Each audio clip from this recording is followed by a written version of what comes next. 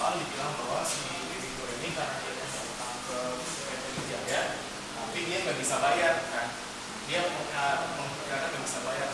Nah karena nggak bisa bayar, dia tuh ingin memperpanjang gitu, maksudnya dia pengen minta waktu lagi.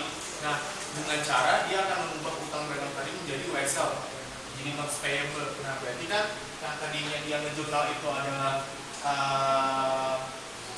kas pada utang dagang, pada payable, pada utang, misalkan utang usaha. Nah berarti kalau misalkan dia mau menghapus utangnya terus mau diubah jadi WSL, itu kan berarti nantinya bakal jadi utang usaha. Terus ini WSL apa? WSL bayar kan? Atau bahasa Inggrisnya notes payable.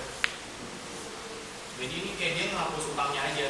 Yang awalnya itu dia masukin uang itu dimasukin ke dalam rekening utang, sekarang dia pindahin jadi ke rekening WSL bayar.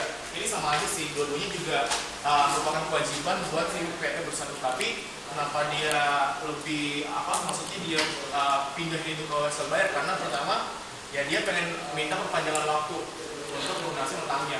Nah terus benefit buat si PT Wijaya adalah kalau misalkan udah jadi WSL bayar kayak gini, ini lebih